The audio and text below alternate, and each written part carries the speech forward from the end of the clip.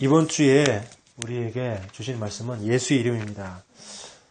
지난주에 우리에게 새로운 피조물이라는 제목으로 말씀을 주셨는데, 우리 지난주에 이제 그 김경수 목사와 함께 현장을 전도했잖아요. 전도하면서 이렇게 이제 빌라를 이렇게 쭉 내려오다가 한 군데에서 문을 열렸는데 중학생이었어요. 그 중학생인데 물어보니까 부모님은 다 교회를 다니고 있는데 자기만 안 믿는다는 거예요. 그러냐? 그러면 특별한 이유가 있냐 했더니 뭐라 해요. 그래서 그러면 네가 왜 예수를 믿어야 되는지 그 이유를 알아야 된다. 교회 가기 전에 예수를 믿는 왜 예수를 믿어야 하는지 그 이유부터 알아야 된다. 그래가지고 5분만 시간 줄 수 있겠냐. 그래가지고 예수를 믿어야 되는 이유를 대해서 쫙 그림을 그리면서 설명했어요. 이게 바로 예수님을 믿을 이유다. 네가 이 예수를 지금 믿고 영접하면 하나님의 자녀가 된다. 그래서 5분 만에 복음을 전하고 이 친구가 예수를 영접하게 됐어요. 그래서 네 예수님 어디냐? 네 마음속에 있다. 그래서 새로운 피조물 되어지는 그런 축복을 누리는 게 대해서 얼마나 감사한지 모르겠습니다. 우리 한번 서로 인사합시다. 예수로 행복합시다. 예수로 행복합시다. 예수로 만족합시다. 예수로 만족합시다. 네, 다른 것으로 행복하면 안 됩니다. 다른 것으로 만족하면 안 됩니다. 우리는 오직 예수로 행복하고 예수로 만족해야 될 줄 믿습니다. 우리 지난번에 우리 수능 시험이 끝났죠. 학생이 시험을 잘 보려면 시험에 잘 나오는 문제가 뭔지 알아야 됩니다.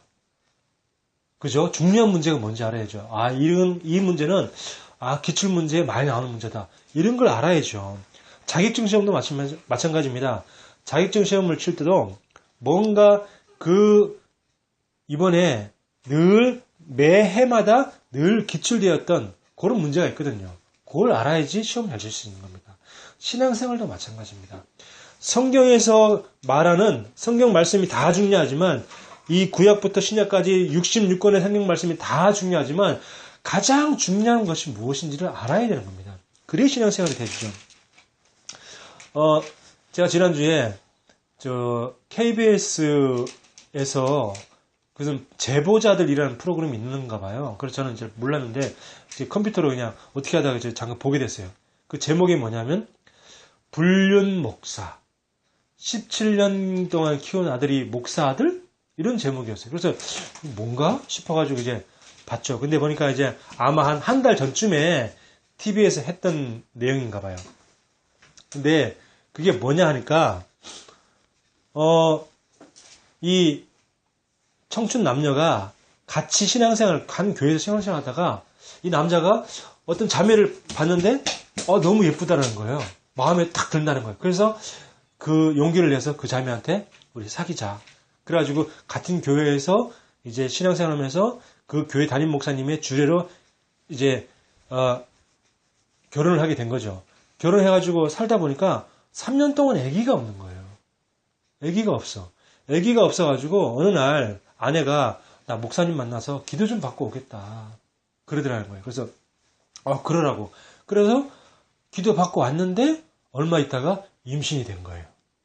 그 임신이 돼가지고 이제 지금 20년이 흘렀어. 결혼한 지는 20년 됐고 임신해가지고 이제 3년 만에 임신했으니까 지금 태어난 아들인데 그 아들이 지금 고등학생이 된 거예요. 근데 문제는 뭐냐면 그 주변 사람들이 자꾸 야, 네 아들잖아. 근데 너 안 닮고 이상하게 너는 교회 담임 목사 닮았지 않냐? 이런 소리를 자꾸 한다는 거예요. 그러니까 에이, 닮을 수 있지. 같이 우리 목사님 좋아하고 같이 신앙생활 이렇게 벌써 몇십 년 동안 해왔는데 목사님 닮을 수 있지. 나는 목사님 안 닮았냐? 그러면서 그냥 대수롭게 넘겼대요. 그런데 이상한 거는 그런 말하는 사람이 한두 명이 아니라는 거예요. 그리고 아내의 행동이 이상한 거예요. 아내의 행동이 기도하러 간다면서 밤만 되면 기도하러 교회에 가서 새벽 3시, 4시 내면 그때 집에 오는 거예요. 그래서 우리 아내가 신앙생활을 열심히 하나 보다 이렇게 했는데 근데 자꾸 의심이 자꾸 생겨요. 그래서 어느 날 이게 직장 갔다가 갑자기 무슨 서류를 놓고 와가지고 갑자기 이제, 아유, 사장님 제가 서류를 놓고 가는데 집에 금방 갔다 오면 안 되겠습니까? 아, 그래, 갔다 오라 그래가지고. 그래, 출근했다가 다시 이제 문을 열고 딱 들어가는데 아내가 황급히 안방에서 나오는데 아주 속이 다 비치는 그런 속옷만 입고 후다닥 뛰어나오더라는 거예요. 그러면서, 왜 그래? 그랬더니, 말을 더듬으면서, 목사님이 와 계셔. 이렇게 얘기를 하더라는 거예요. 그러니까, 그래? 그 목사님 오셨으면 나도 인사드려야지 하고 안방으로 딱 문을 열고 딱 들어가니까 그 목사님이 막 속옷을 막 입고 그 옷을 막 챙겨 입고 있더라는 거예요. 이때부터 이제 사람들 말이 이제 진짜 그런가 싶어지는 거예요.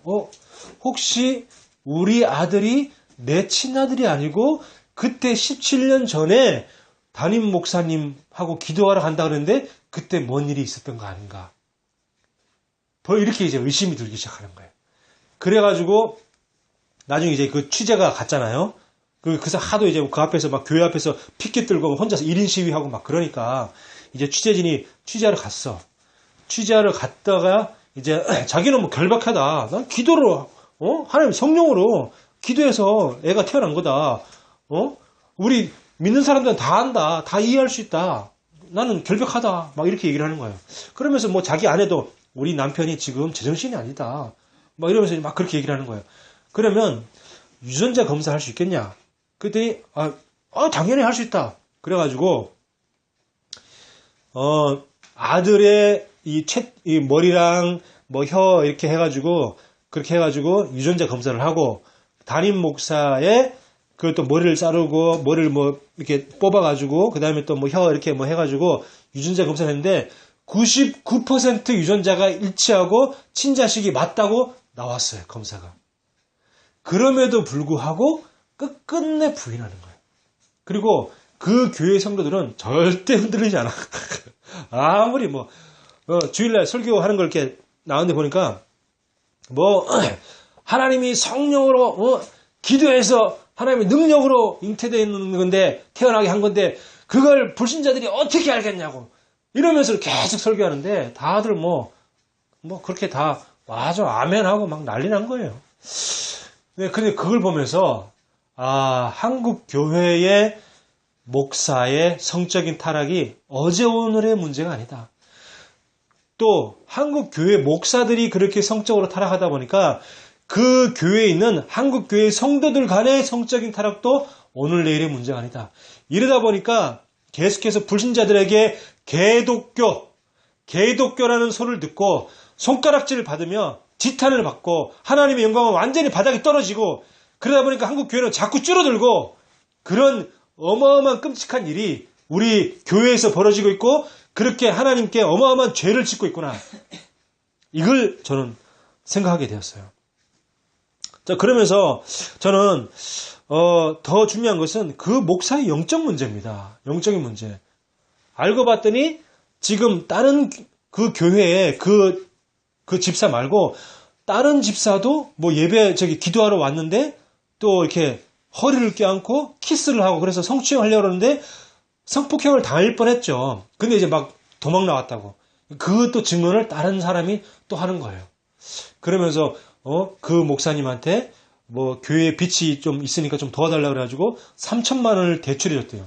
3천만 원을 대출해줬는데 내가 그걸 갖다가 매달 얼마씩 갚아줄게 했는데 딱 6개월 동안 원금과 이자가 자기 통장으로 딱 넘어오면 6개월 지나니까 그다음부터 입금이 안 된다는 거예요. 그래서 목사님한테 자기 남편이 성추행 당했던 그 남편이 목사님 찾아가지고 목사님 이렇게 안 들어오고 있는데 어떻게 하면 좋겠습니까?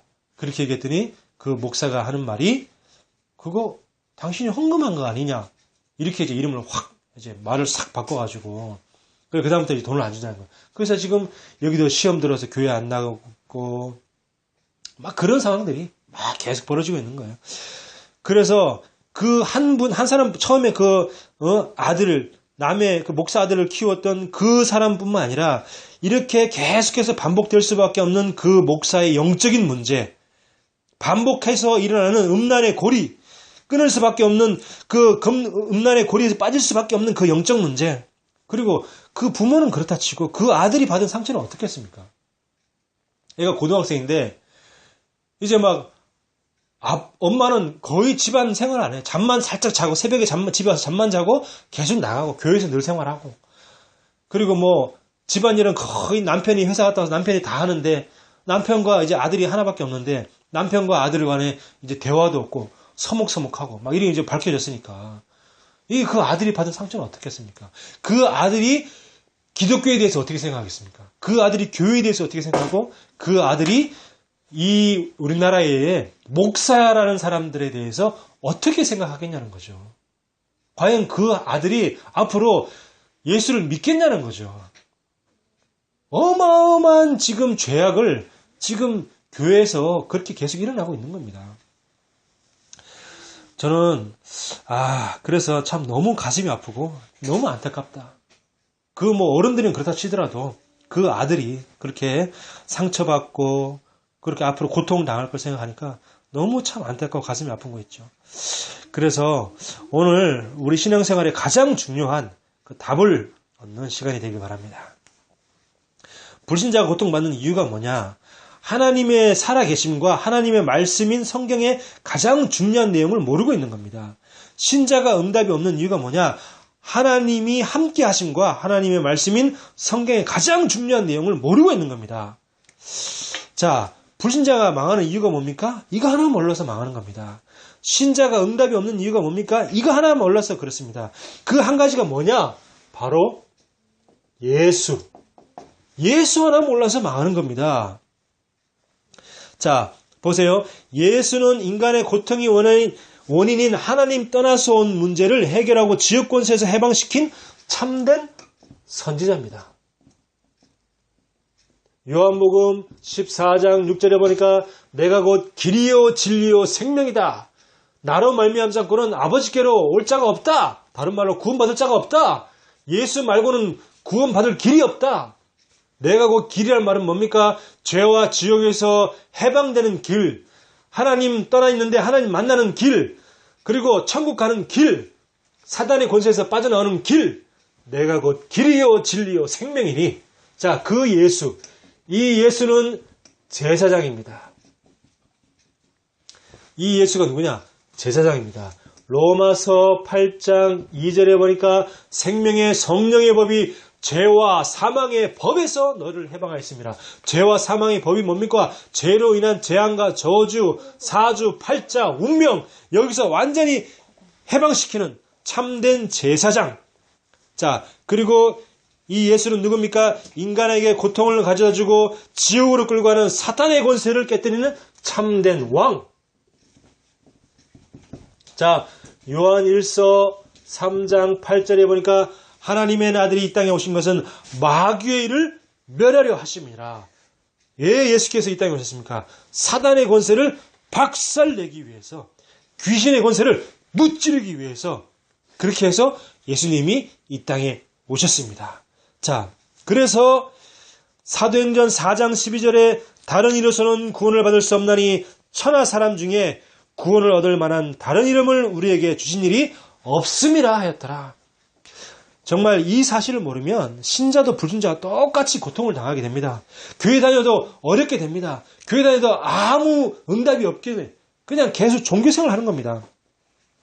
불신자가 어떻게 구원받습니까? 예수. 신자가 어떻게 하면 응답받습니까? 예수. 가문의 영적인 저주에서 빠져나오는 법이 뭡니까? 예수. 가문을 어떻게 살릴 것이냐? 예수. 우리 자녀를 어떻게 제대로 키울 수 있습니까? 예수. 일과 사업, 우리 공부하는 이유가 뭡니까? 우리 일하는 이유가 뭡니까? 직장 다니는 이유가 뭡니까? 사업을 하는 이유가 뭡니까? 예수. 동성연애자를 어떻게 살릴 수 있습니까? 예수. 우리나라를 어떻게 살릴 수 있습니까? 예수. 인간의 흥망성쇠가 누구 손에 있습니까? 예수. 인간의 생사하복, 태어나서 죽고 고통당하고 또 응답받는 그 모든 것이 누구 손에 있습니까? 예수. 내가 겪고 있는 문제의 답이 어디 있습니까? 예수. 우리가 밥 먹고 숨을 쉬고 살아가는 이유가 뭡니까? 예수. 예수는 신앙의 전부요, 모든 것입니다. 예수는 우리의 삶의 이유요, 존재의 이유입니다. 나의 참된 가치의 근본입니다. 항상 불러도 좋은 그 이름 예수, 매일 불러도 좋은 그 이름 예수. 예수 모르고서는 절대 구원받을 수 없습니다. 예수 모르고서는 절대 신앙생활이 안 되게 되어 있습니다. 성경을 100번 읽어도 소용없습니다. 그래서 교회는 뭐 하는 곳이냐? 강단에서 계속 예수를 선포하는 것입니다. 교회는 믿지 않는 자들에게 예수를 전하는 곳입니다. 예수만 강조해야 됩니다. 다른 거 강조하면 기복신앙 됩니다. 우리 아들 잘 되게 해주세요. 대학 합격하게 해주세요. 취직되게 해주세요. 가족 건강하게 지켜주세요. 불교 신자와 똑같습니다. 기복신앙. 무조건 복 달라고 비는 신앙. 또 다른 거 강조하면 뭡니까? 육신신앙 됩니다. 교회 이용해서 뭔가 유익을 보려고 하는 육신적인 신앙. 교회의 인맥을 이용해서 어느 교회 갔더니 거기는 유명한 사람들이 많다. 어떤 교회 갔더니 거기는 정치인들도 있더라. 많이 있더라. 내 거기 가서 어떻게 한번 줄을 대봐야지. 완전 육신적인 신앙. 다른 거 강조하면 무속신앙 됩니다. 잘못된 신유언사, 또 예언언사, 또 방언을 강조하고 나쁜 건 아닙니다. 근데 그렇게 그걸 너무 강조하면은 그건 완전히 복음도 아니고 기독교도 아니고 완전히 무당하고 똑같아지는 겁니다. 그리고 다른 거 강조하면 강조할수록 세속신앙 됩니다. 하면 된다, 할 수 있다, 해봐라. 지난번에 제가 기독교 TV인가 이렇게 보니까 그런 어떤 목사님이, 유명한 목사님이 그렇게 설교하더라고요. 여러분 따라합시다. 하면 된다. 할 수 있다. 해보자. 맞습니까? 완전히 틀린 말이죠. 하나님이 계획도 아닌데 무조건 하면 된다, 할 수 있다 하면 맞습니까? 하나님은 요셉을 노예로 보내는 게 하나님의 계획인데 요셉이 노예로 안 가려고 발버둥친다. 그게 맞습니까? 노예로 잡혀갔는데 거기서 어떻게 하면 내가 이 노예에서 탈출할 수 있을까? 계속 그것만 버리고 그것만 노리고 탈출했다. 하나님 계획과 전혀 안 맞는 것인데 그렇다면 요셉은 절대로 애굽의 총리가 되지 못했을 것입니다. 하나님은 요셉을 갖다가 저 노예 정도가 아니라 아예 죄수로 감옥 속에 집어넣는 것이 하나님의 계획인데 그걸 갖다가 거부한다. 무조건 하면 된다. 할 수 있다. 여기서 한번 탈출해보자. 그거는 하나님의 계획이 아닙니다. 그러니까 그런 세속신앙들 다 버려야 됩니다. 그리고 율법신앙 됩니다. 교회에서 율법을 강조하면 강조할수록 율법주의 됩니다. 그런 사람들은 그 율법대로 살지 못해서 그러면 이제 눌리는 사람들이 막 나오게 되는 겁니다. 율법대로 못 사니까 거기에 대해 눌려가지고 반대로 자기는 율법 지키며 살았다고 남을 정죄하고 판단하는 또 그런 사람들이 또 나오게 됩니다. 오직 예수만 얘기하고 예수만 강조하면 율법 얘기 안 해도 율법은 자연스럽게 지켜지게 되어 있습니다. 예수만 계속 전하면 똑바로 살아라, 바르게 살아라, 착하게 살아라, 죄 짓지 마라 이런 말 안 해도 그렇게 살게 되어 있습니다. 예수 안에 우리의 모든 삶이 다 들어있습니다. 이게 복음입니다. 그래서 로마서 10장 4절에 그리스도는 모든 믿는 자에게 의를 이루기 위하여 율법의 마침이 되시니라. 그리스도는 뭐라고요? 율법의 마침이 되시니라. 다 끝난 겁니다. 교회의 인본주의, 율법주의, 신비주의, 성적인 타락, 또 헌금 횡령 그게 문제가 맞지만 그건 나중 문제입니다. 더 중요한 문제가 있어요. 한국교회의 더 중요한 문제는 뭐냐면 교회에 건물만 있고 교회당만 있고 예수가 없어진 겁니다. 예수가 교회에서 사라진 거예요. 교회의 목사라는 신분들이 예수를 말하지 않는 겁니다. 예수가 교회에서 사라지니까 유럽 교회들은 다 문 닫았고요. 또 예수가 교회에서 사라지니까 미국 교회도 지금 계속해서 문을 닫고 있습니다. 오직 예수 말하지 않는 이상한 교회들이 오히려 더 부흥하고 있어요. 긍정의 힘이니 이런 쓸데없는 소리 했었고. 자, 그래서 예수가 교회에서 사라지니까 한국 교회도 점점 줄어들고 있습니다. 불교, 천주교, 이슬람, 심지어 이단들도 계속 부흥하고 있는데 교회만 계속 줄어들고 있어요. 교회만 계속 사라들고 있어요. 예수를 회복할 때 교회 문제는 끝나는 겁니다. 교회가 사라지면요, 나라에 제일 먼저 우상이 많아집니다. 우상 숭배가 급증합니다. 또 영적 문제가 증가하고요. 교회가 사라지면요. 악한 영들이 판을 치게 되는 겁니다. 교회의 재앙은 국가의 재앙이고 또 교회의 재앙은 세계의 재앙입니다. 그래서 교회를 살려야 됩니다. 어떻게 우리가 교회를 살릴 수 있습니까? 예수를 회복해야 됩니다. 예수 말고는 다른 것은 다 버려야 됩니다. 프로그램이 우리가 좋은 것이죠. 교회에 많은 프로그램 하는데 그 많은 좋은 프로그램들이 교회를 살릴 수 없어요. 프로그램으로 한 영혼을 살릴 수 없습니다. 신자는 지금 갈급해서 말라 죽어가고 있는데 프로그램이 그 영혼을 살릴 수 있습니까? 예수만 살릴 수 있습니다. 예수를 회복해야 돼요. 예수로 돌아가야 돼요. 예수 안에 생명이 있습니다. 예수 안에 능력이 있습니다. 예수 안에 우리의 과거, 현재, 미래가 다 들어있습니다. 그래서 히브리서 13장 8절에 예수 그리스도는 어제나 오늘이나 영원토록 동일하시니라. 예수 안에 치유도 있어요. 예수 모르고서는 절대 치유 안 됩니다. 육신 질병도 육신 질병이지만 점점 더 이 마음의 질병, 또 정신의 질병, 정신병, 정신고통 자꾸 늘어가고 있는데 예수 모르고서는 절대 치유받을 수가 없어요. 예수가 우리의 치료자입니다. 나는 기도 많이 하는데 왜 하나님이 나에게 어려움과 고통을 갖다 줍니까? 왜 내가 이렇게 힘들어야 합니까? 하나님의 계획을 발견해냅니다. 밑바닥부터 다시 시작하라는 겁니다. 기초공사를 튼튼히 하라는 겁니다. 기초공사 제대로 안 하면 모래 위에 지은 집과 같아서 언제 무너질지 모릅니다.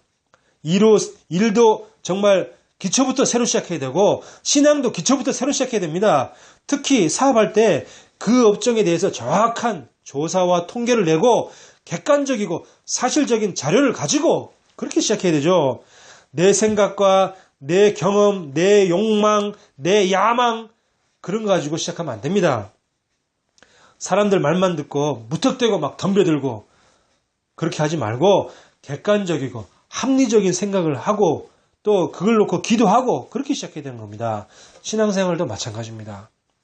신앙의 기초공사를 튼튼히 하는 게 바로 예수입니다. 남에게 보여주기 위한 신앙, 교회에서 사람들에게 인정받기 위한 신앙, 남의 눈을 의식한 신앙, 가식적인 신앙 다 내려놓아야 됩니다. 하나님께 영광 돌리기 위해서라면 위해서라고 겉으로 그냥 그럴싸하게 포장해놓고 속으로는 이 사업을 통해 내가 인정받고 싶어하는 그 욕심과 야망, 하나님과 전혀 상관없는 나를 위한 성공 욕망 다 내려놓고 위선적인 신앙을 다 버려야 됩니다.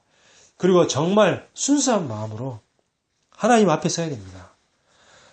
하나님은 예수를 바로 알고 시작하기를 원하시는 겁니다. 그리고 정말 우리가 예수를 알잖아요. 예수를 알게 되면 영혼을 사랑하게 됩니다. 예수를 알면 영혼을 사랑하게 됩니다. 그게 바로 구원입니다. 예수를 사랑하게 되면 나라를 사랑하게 됩니다. 그게 바로 전도죠. 또 예수를 바로 알게 되면 세계를 사랑하게 됩니다. 그게 바로 선교입니다. 그래서 예수를 알게 되면요. 전에는 아무 관심도 없던 내 주위 사람들, 가족들, 친척들, 가문을 위해서 그들의 영혼 구원을 위해서 기도하게 되는 거죠. 정말 예수를 알게 됐다. 그러면 국가를 갖다가 비판하고 원망하는 게 아니라 국가를 나한테 뭘 해준 게 뭐 있냐 이런 소리 하는 게 아니라 국가를 위해서 기도하게 되어 있습니다. 진짜 예수를 알면요. 진짜 예수를 알면 배타적인 민족주의, 국수주의 그런 또 패권주의 여기에 빠지는 게 아니고 세계를 위해 기도하게 됩니다. 그것이 바로 하나님의 사람입니다. 하나님의 사람은 그렇게 하게 되죠. 자, 그래서 정말 예수를 알게 되면요. 정말 자녀들도 우리 후대들도 사랑하게 되어 있습니다. 우리 후대를 사랑하게 돼요. 학대하고 내 생각대로 사육하는 것이 아니라 정말 예수로 올바르게 양육하게 되는 겁니다. 그게 예수를 아는 사람입니다. 우리 한번 따라하겠습니다. 예수를 회복하자. 예수로 돌아가자. 예. 자, 그러면 오늘 이 예수란 이름의 뜻이 무엇입니까? 어떻게 예수를 알게 됩니까? 자, 보세요. 예수 이름에 뜻이 있습니다. 자, 예수 이름의 뜻. 예수는 첫 번째, 여호와의 구원이라는 뜻입니다. 오늘 읽었던 성경에 보면 나와 있죠. 자, 이름 자체가 멸명이 아니고 뭐라고요? 구원. 이름 자체가 구원. 왜냐? 모든 인간은 지금 멸망 중에 있기 때문입니다. 모든 인간은 멸망 중에. 그래서 로마서 3장 10절에 의인은 없나니 하나도 없으며, 또 로마서 3장 23절에 모든 사람이 죄를 범하였음에 하나님의 영광에 이르지 못하더니, 또 로마서 6장 23절에는 죄의 싹은 사망이요, 그렇게 말씀하고 있습니다. 그 멸망 중에 있는 모습이 어떤 모습입니까? 멸망 중에 있는 모습. 자, 로마서 3장 23절에 다 죄 가운데 빠진 겁니다. 또 창세기 3장 1절에서 6절 보니까 인간이 마귀의 유혹을 받아가지고 하나님을 따라서 뭐가 되었냐? 영적인 고아가 되어버린 겁니다. 자, 그리고 마찬가지고요. 요한복음 8장 44절에 너희는 너희 아비 마귀에게 났으니. 지 아비가 마귀예요. 영적인 부모가 뭐냐? 바로 마귀란 말이죠. 이게 바로 지금 하나님이 죄 가운데 빠져서 영적 고아가 되어가지고 마귀에게 완전히 잡혀서 마귀의 노예로 살아가는, 마귀의 종으로 살아가는, 그게 바로 멸망의 모습이죠. 자, 그러면 이 여기서 빠져나오게 하기 위해서 그 이름이 뭐냐? 예수. 두 번째는 그 이름의 뜻은 임마누엘이죠. 임마누엘. 하나님이 우리와 함께 하신다 그랬습니다. 오늘 읽었던 성경 마태복음 1장 23절에 보니까 보라 처녀가 잉태하여 아들을 낳을 것이요 그의 이름을 임마누엘이라 하리라 그랬습니다. 그죠? 또 아까 21절에도 보니까 아들을 낳으리니 이름을 예수라 하라. 이는 그가 자기 백성을 그들의 죄에서 구원할 자임이라 하시느라. 자, 하나님 우리와 함께 하십니다. 임마누엘, 우리와 함께 하시는 그 하나님의 이름이 예수. 하나님만이 멸망의 세력에서 우리를 건져내시고요. 하나님만이 우리에게 함께 하심으로 새 생명을 주실 수 있는 겁니다. 자, 그리고 또 예수란 이름은 여호와의 이름이죠. 여호와의 이름.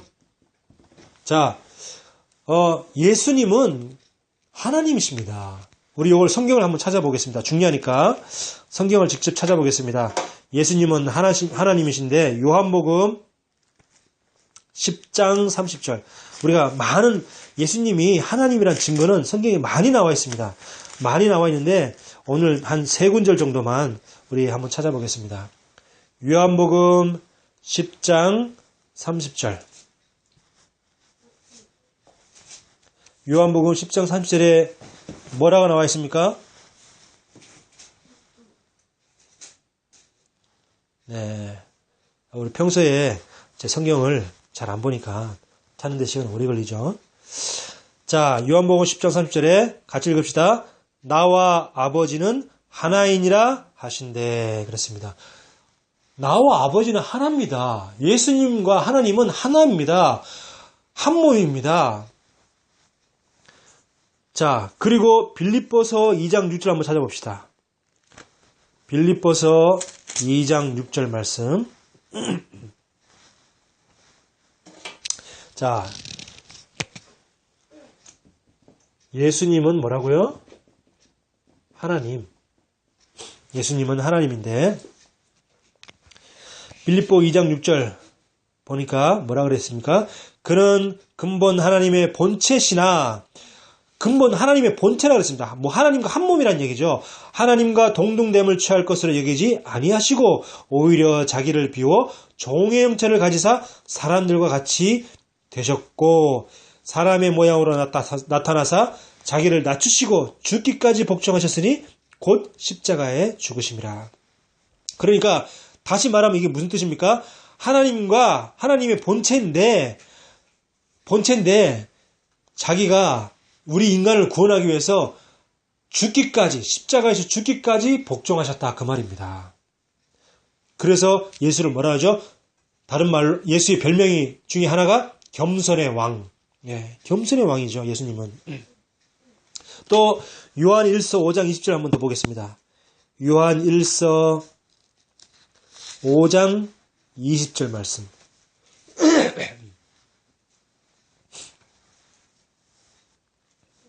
중요한 예수님이 하나님이라는 사실은 굉장히 중요한 성삼위일체의 굉장히 중요한 교리죠. 대부분의 이단들은 부인하고 있습니다. 예수님이 하나님 아니라고 그러죠. 자, 요한일서 5장 20절 보면 뭐라고 되어 있죠? 또 아는 것은 하나님의 아들이 이르러 우리에게 지각을 주사 우리로 참된 자를 알게 하신 것과 또한 우리가 참된 자 곧 그의 아들 예수 그리스도 안에 있는 것이니 그는 누구죠? 예수죠? 그는 참 하나님이시요 영생이니라. 자, 분명히 예수 그리스도는 누구라고요? 예수 그리스도 그는 참 하나님이시요 그랬습니다. 이게 얼마나 중요합니까? 예수님이 하나님 아니면 절대 우리의 구원자가 될 수 없어요. 우리하고 똑같은 인간인데 어떻게 구원자가 될 수 있습니까? 말도 안 되는 거죠. 자, 그래서 그 하나님이신 그 예수님이 우리 속에 들어오셔서 우리를 구원하시기 위해서 사람의 몸을 입고 이 땅에 오시는데 그 이름이 바로 예수라는 겁니다. 자, 그러면 어떻게 하면 우리가 구원받을 수 있습니까? 예수 이름으로 구원받는 단계. 자, 첫 번째 먼저 누군지 알아야 되겠죠. 아는 단계. 알고 믿고 영접해야지. 그래야 구원받습니다. 알고 믿고 영접. 네, 그래야 구원받죠. 자, 뭘 알아야 됩니까? 이사야서 53장 5절에 우리 인간이 겪는 모든 질병, 영적인 질병, 정신적인 질병, 육신적인 질병, 모든 재앙을 다 해결하신 예수. 요한 3서 1장 2절에 네 영혼이 잘됨 같이 우리의 영혼을 건져내시고 구원해주신 그 예수. 요한 1서 5장 20절 아니죠. 요한 1서 3장 8절에 사단의 권세를 박살내신 그 예수. 그걸 먼저 알아야 됩니다. 그리고 믿는 단계 뭡니까? 요한복음 3장 16절에 하나님이 세상을 이처럼 사랑하사 어떻게 사랑했습니까? 독생자를 주셨으니 하나뿐인 아들을 우리에게 주셨습니다. 이는 저를 믿는 자마다 이는 저를 아는 자마다가 아닙니다. 아는 자가 아니고 믿는 자마다 멸망치 않고 영생을 얻게 하려 하십니다. 알기만 해서는 구원받지 못하죠. 믿어야 구원받는 겁니다. 자, 그리고 이제 영접하는 겁니다. 자, 요한복음 1장 12절에 영접하는 자 곧 그 이름을 아는 자? 아니죠. 영접하는 자 곧 그 이름을 믿는 자는 하나님의 자녀가 되는 권세를 주셨으니. 그렇죠. 또 요한계시록 3장 20절에 볼지어다 내가 문 밖에 있어서 두드리노니 뭘 두드립니까? 마음의 문을 두드린 거죠. 누구든지 문을 열면 내가 들어가 그와 더불어 먹고 그런 나와 더불어 먹으리라. 어떻게 영접합니까? 기도로 영접하는 거죠. 기도로 예수님 내 마음에 들어오셔서 나를 다스려 주시옵소서. 내 마음과 영혼의 중심에 모시고 우리 생활 중심에 모시는 겁니다. 그러면 영접하면 어떻게 됩니까? 내가 영접했다. 예수님 영접했다. 어떻게 됩니까? 이때부터 우리 안에 성령이 들어와시는 겁니다. 예수님이 몸으로 우리 안에 들어오는 게 아니죠. 성령으로 우리 안에 들어오시게 되는데, 자, 보세요. 고린도전서 2장 12절에 보니까 우리가 세상의 영을 받지 아니하고 오직 하나님으로부터 온 영을 받았으니 그랬습니다.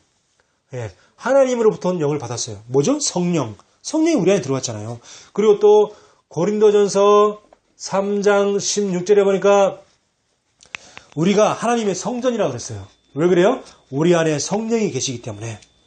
자, 그리고 우리의 삶을 인도하시죠. 또 마귀의 권세에서 해방시키십니다. 요거 한번 찾아볼게요. 요한복음 14장 16절. 요한복음 14장. 우리가 성경 구절을 다 찾아보면 좋겠지만 또 다 찾아보면 시간이 너무 오래 걸리니까 좀 중요한 성경 구절만 좀 찾아보겠습니다. 요한복음 14장 16절.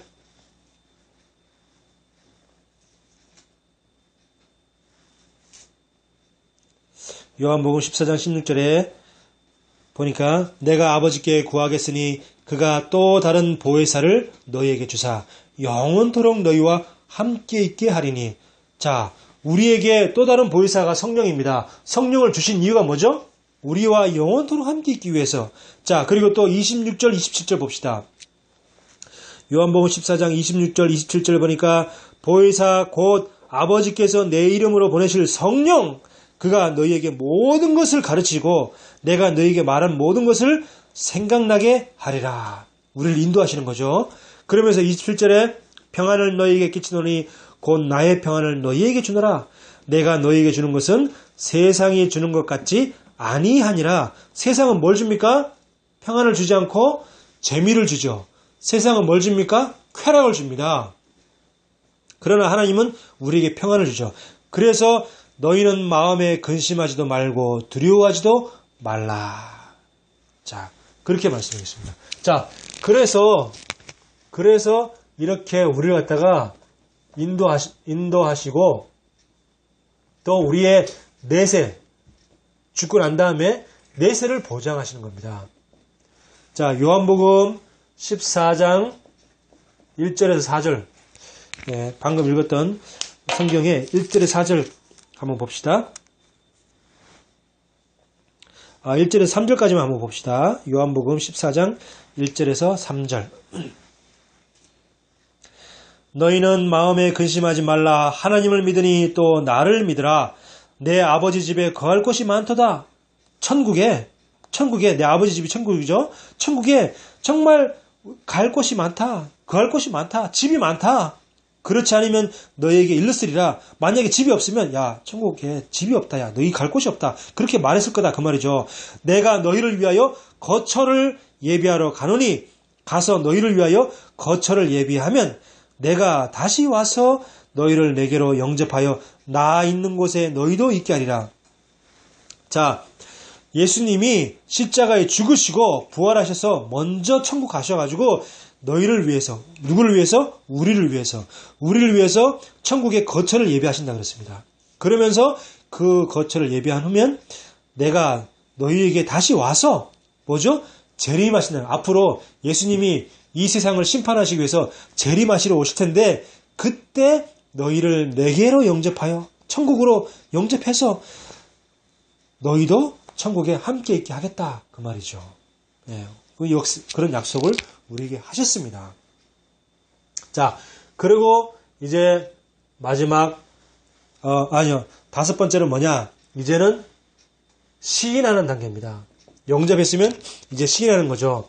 로마서 10장 9절에서 10절에 보니까 네가 만일 네 입으로 예수를 주로 시인하며 또 하나님께서 그를 죽은 자 가운데서 살리신 것을 네 마음에 믿으면 구원을 받으리라.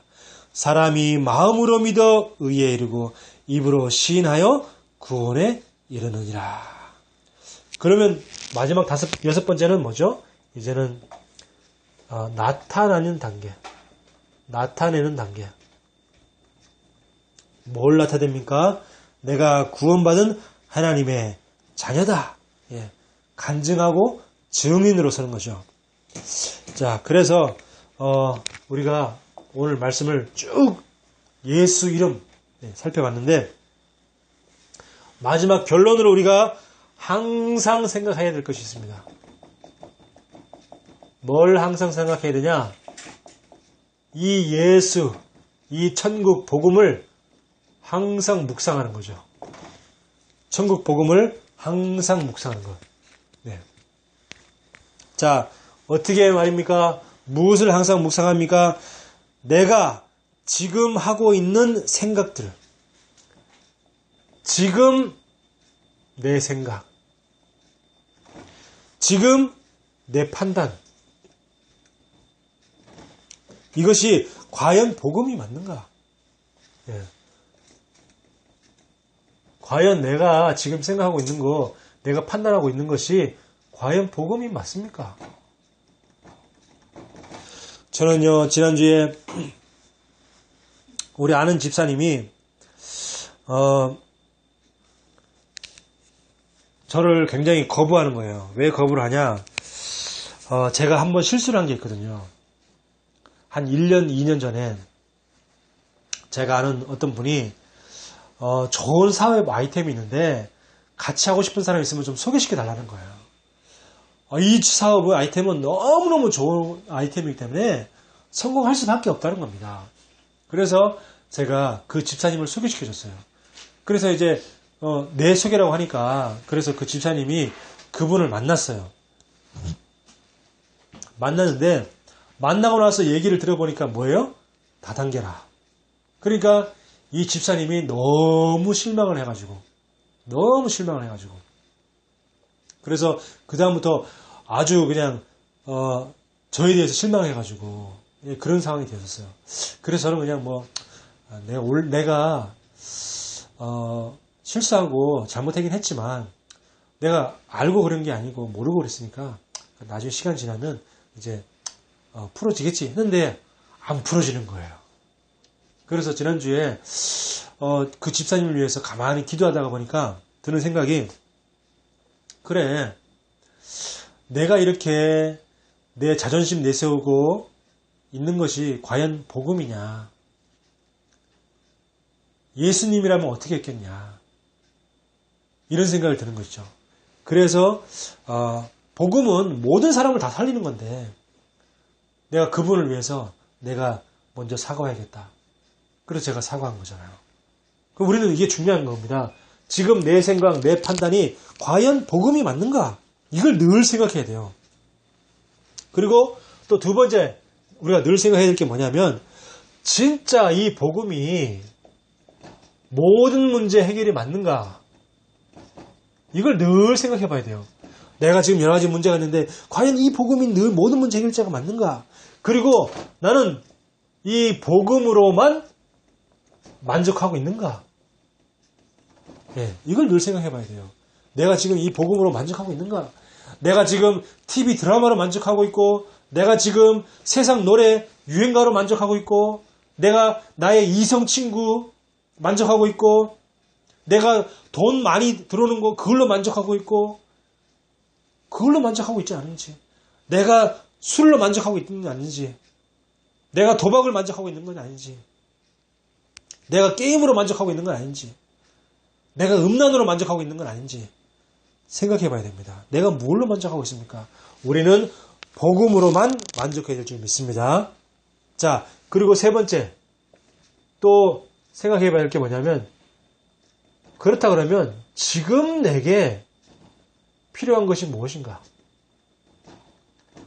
지금 내게 뭐가 필요합니까? 내게 지금 돈이 필요합니까? 내게 지금 사업 잘 되는 게 필요합니까? 명예가 필요합니까? 권력이 필요합니까? 건강이 필요합니까? 우리 자녀가 대학에 합격하는 게 필요합니까? 취직이 필요합니까? 아니죠. 우리는 뭐가 필요하냐? 예수가 필요합니다. 우리는 뭐가 필요합니까? 복음이 필요합니다. 예수만 내 문제를 해결할 수 있습니다. 예수만 내 질병을 치료할 수 있습니다. 예수만 우리 가정의 문제를 해결할 수 있습니다. 예수를 위해서 공부하고 예수를 위해서 일을 하고 예수를 위해서 사업을 할 때 그게 되어지게 되어 있습니다. 정말 우리가 이게 바로 예수를 회복하는 것이고 예수로 돌아가는 것입니다.